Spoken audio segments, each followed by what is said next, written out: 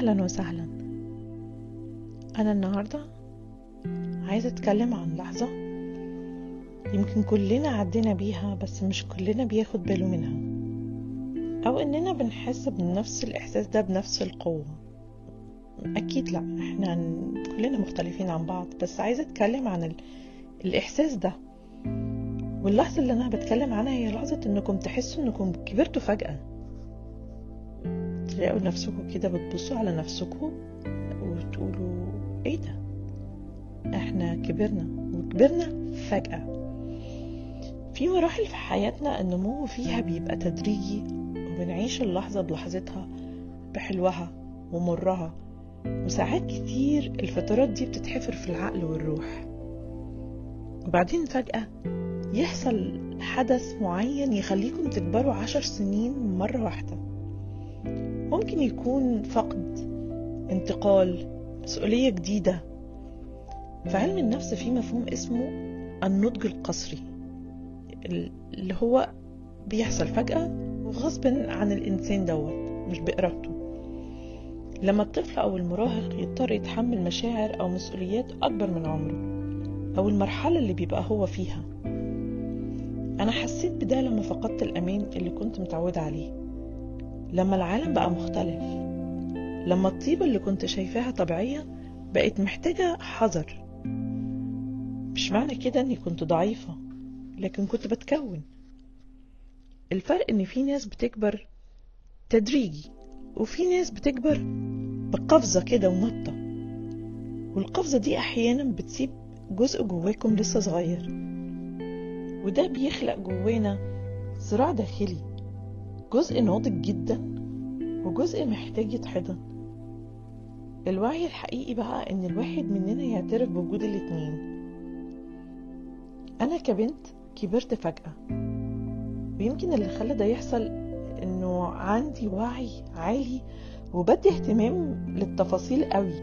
يعني بربط الحاجات اللي انا بسمعها وبشوفها، وممكن كمان احللها واربطها ببعض، ولاقيني بفهم حاجات كنت اتمنى اني ما افهمهاش، ومعرفش بقى ان كانت دي نعمة ولا نقمة. وبعد ده كله انا كأم دلوقتي بحاول اكبر بهدوء. مش عيب انكم تحسوا انكم اتسحبتوا من مرحلة عمرية بسرعة، ومش عيب ولا غريب انكم تاخدوا لحظة لنفسكم وتقولوا احنا ما كناش جاهزين للنطة دي. النضج مش سباق، واللي حصل حصل. المهم انتوا النهاردة بقيتوا واعيين للحتة اللي انتوا فيها دلوقتي واللي كنتوا فيها، ولا لسه بتهربوا من انكم بتبصوا للطفل او المراهق اللي جواكم اللي اتطلب منه يبقى كبير بدري.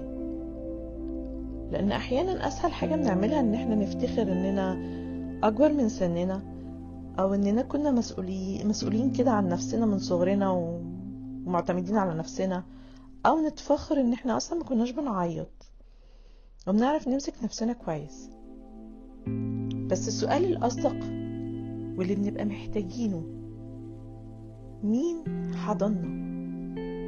حضننا واحنا كنا شايلين فوق طاقتنا؟ حد اصلا لاحظ اي تغير علينا بيستدعي السؤال او الاهتمام؟ مين قال لكم وقتها مش لازم تبقوا نسختكم القوية دلوقتي؟ في علم النفس لما الانسان بيحصل له النضج المفاجئ، الشخص ده بيتعلم يعتمد على نفسه بدري، وده بيخلق قوة، بس احيانا بيخلق صعوبة برضو في طلب المساعدة او الدعم. اللي كبر فجأة غالبا بيتعود انه ما يطلبش حاجة من حد، بيتعود انه يفهم نفسه لوحده، يحل لوحده، ويعدي الحاجة ديت لوحده. بس الحقيقة ما فيش حد المفروض يعدي حاجات كتير لوحده، والجزء الصغير اللي اتساب ورا مختفاش، هو بس استنى لحظة امان عشان يطلع يقول انا لسه هنا. يمكن ده اللي بيحصل اوقات لما بنحس بحساسية زيادة، او رد فعل اكبر من الموقف، او احتياج مفاجئ للاحتواء. ما بيبقاش ضعف، ده الجزء اللي كبر غصب عنه، يمكن بيحاول ياخد حقه بس متأخر شوية. الوعي الحقيقي مش اننا نقول خلاص عديت، لكن اننا نقول انا كبرت فجأة، بس لسه جزء جوايا محتاج يتشاف.